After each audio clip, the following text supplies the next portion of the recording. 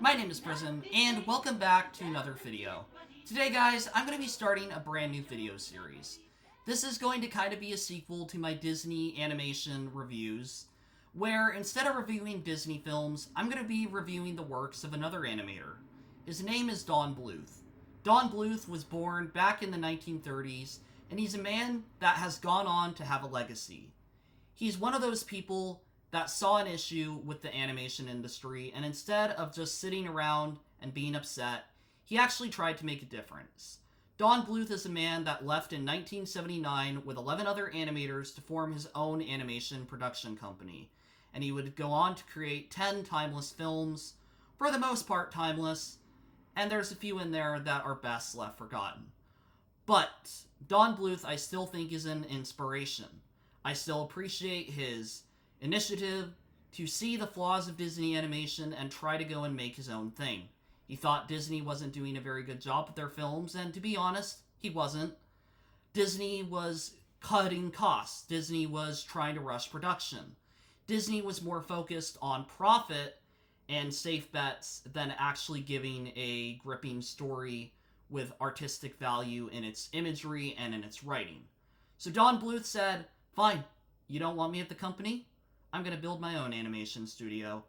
And this would actually start with the production of a little short known as Banjo The Woodpile Cat. Now, Banjo The Woodpile Cat is an interesting production in the history of Don Bluth. It is really the first Don Bluth solo production. What I mean by that is, this is the first production that is without the Disney studio. Don Bluth and these other animators made it in his garage, and they worked on it for months and months, and then when Disney found out, that became the catalyst for him leaving the company. He already was disillusioned with how Disney was cutting costs and just making cheaper products that weren't capturing the magic of his childhood. But them finding out about Banjo really was just the straw that broke the camel's back. And so, on his birthday in 1979, Don Bluth would leave with 11 other animators and form his own studio where he would distribute Banjo the Woodpile Cat, complete it, find a distributor, and the rest is history. And that's what we're going to be taking a look at in these next 10 videos or so. Now, Banjo the Woodpile Cat is a very interesting film to talk about because it's a short film. Now, of course, what do I mean by this? Well, Banjo the Woodpile Cat is a short film. I believe it runs at around 25 minutes to 30 minutes. It might be a little bit shorter, a little bit longer. But Banjo the Woodpile Cat is a short film. And I think that for being a short film, it does a very good job with its pacing. You have a very clear Act 1, Act 2, and an Act 3, all 3 points of which you can see the story progressing. You have the Act 1, where it's Banjo misbehaving, getting in trouble with his parents. His father's like, I'm gonna spank you, go get a Switch. He decides to run away from home because he feels like nobody cares about him. He goes to the city, he has some fun, and then we kind of come into him feeling a little bit sad. He's like, I regret doing this. I want to go home. I miss my family. Then Crazy Legs comes along, the comic relief, but also kind of the, big brother to him. And they have a song to kind of get him back into spirit. You meet some other fun, colorful characters. And then Banjo and Crazy Legs look for the truck. The truck arrives the next morning, and we roll the credits with Banjo at home. And I think it all really works. It's just a cute little story about this kitten finding his way home. And, I think in that, it's his first work.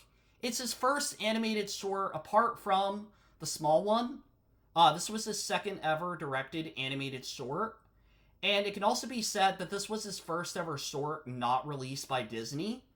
So there's definitely this level of forgiveness for any of its flaws, for the most part. And I genuinely think it is an enjoyable short film. I think it's fun, I think it's cute, and I definitely think it's not harmful in any way. It has fun songs, it has a nice rhythmic beat to it. It just has a lot of nice little things in it. Look, I'm making it too complicated.